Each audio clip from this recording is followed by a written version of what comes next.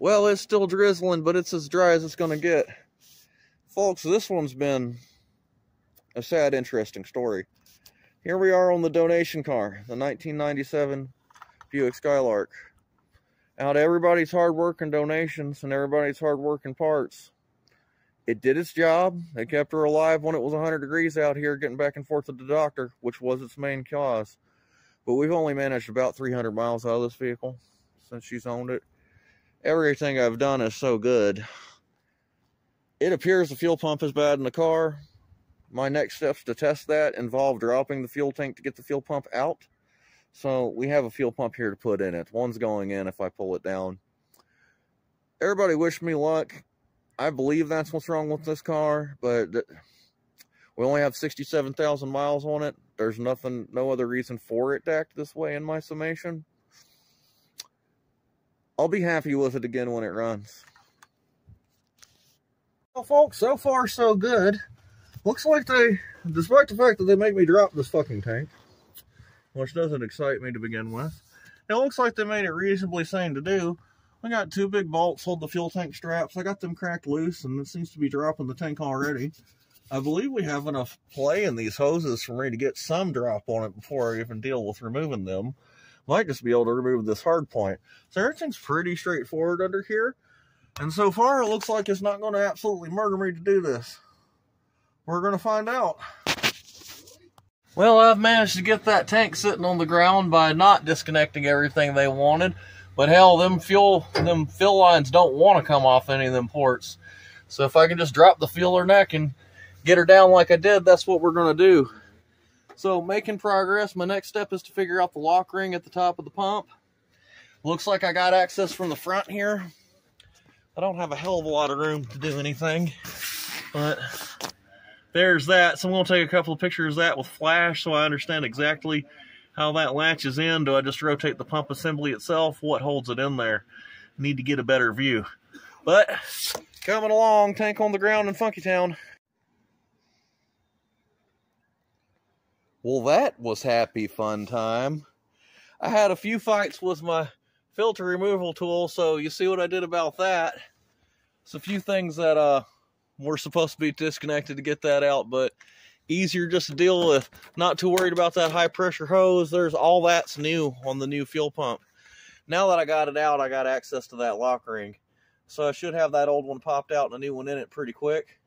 Wiring harness does appear to be a little bit different. That kind of sucks. It comes with an adapter kit for that, it appears. We're going to find out all about it, but we got ourselves a big old gaping massive hole underneath the car where the fuel pump used to be, our fuel tank used to be.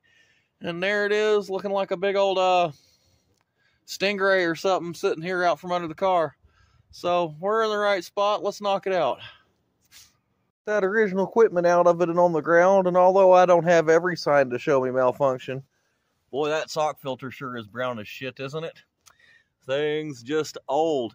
Inside the tank looks very clean. New one's made just slightly different. It's a Delphi. It'll be all right. And these fuel line connectors look different too.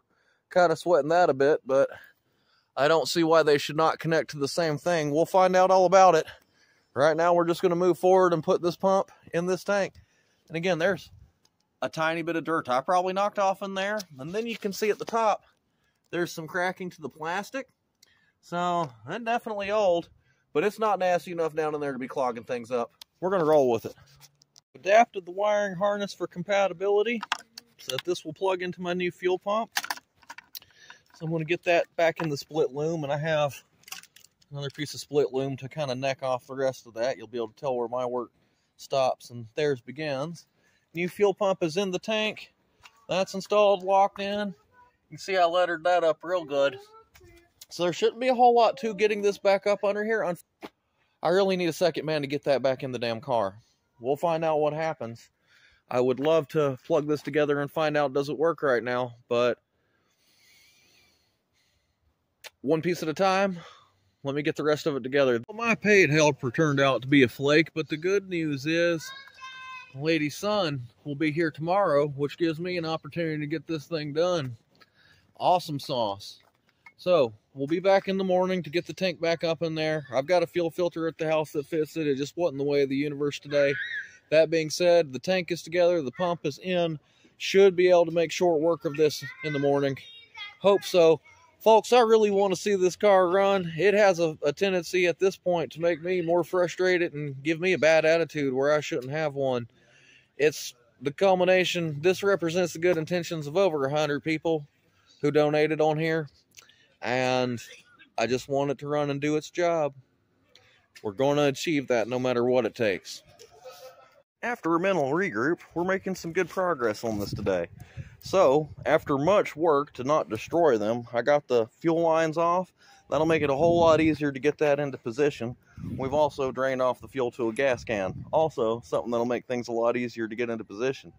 So up next, we're going to stuff this tank up underneath there and kick that tidy cap bucket under it. And that should hold it in position close enough to finagle all the straps and everything. And yesterday it came up, boy, there's no rust out here. You ain't kidding. That is a rust-free environment for a tank to live in. There's like some cobwebs and spider nests in there is all. I mean, we got some rust on the bottom of the muffler. I think it's still intact. So, the lady's son is here today. He's going to be a good helper for me, unlike my paid one. He's actually here. So here in just a second, after we regroup, get over these fumes, picking that up, we're going to stuff it in. That, folks, we got a tank hanging back in the hole. We got a new fuel filter in. Need to tighten that. And we've got the exhaust hanging back up. Now I just got to get the filler deck back on this bad boy. And it'll be moment of truth time. So that really wasn't that god-awful with the second person to get that in there. You just need 2 people to do that from your back. Unless you're He-Man or something, I don't know. But all this looks pretty. New fuel filter uses a better style of fitting instead of that bastard 4-prong GM one. Same deal with the rest of it, so I'm happy.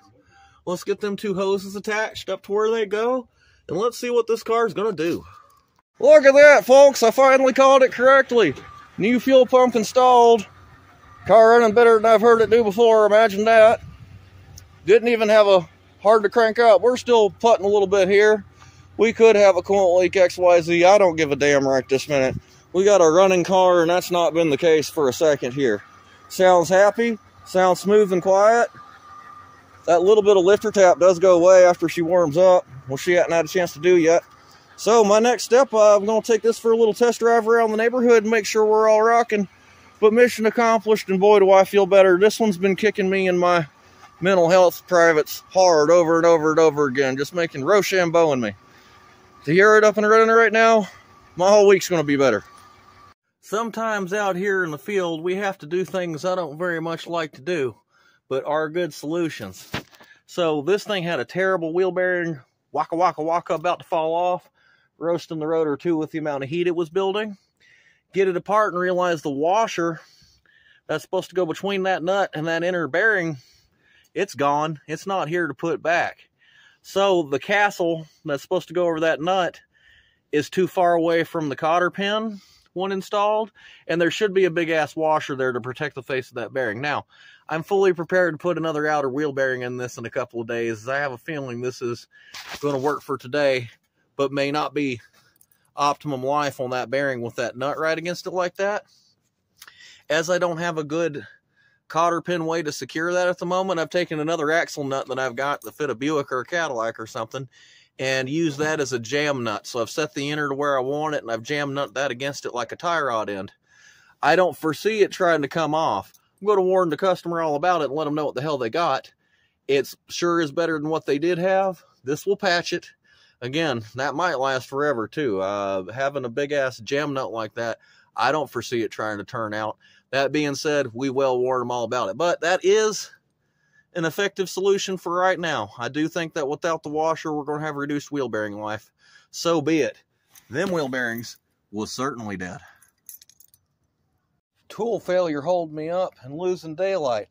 I have a full set of caliper tools, folks. I didn't have them with me. Harbor Freight C-clamp said no, and the caliper ain't stuck. So I've sat here and took apart my 3-jaw puller, and I believe I have a viable solution to compress this the rest of the way. Sometimes it's just necessity of the situation. Hell, might as well do it in real time here. Let's see if that will do the job. Let's see if that'll do the job. dropping it well. It is working. All right, folks. Well, that is the solution. It's working. Let me do it with both hands, though. All right, so there's the second one completed today. That was a lovely rotor. It was time on that one. As I told my customer, they're just frugal. They don't like to waste anything. I can't blame them. All together, all good. We still have some play in the front end. Nothing like we did, I'm sure, though, with new wheel bearings and all that. The truck ought to stop now, so I'm going to send the gentleman on a quick test drive while I clean up my tools. And then the sun's almost gone. It's nice and gloomy.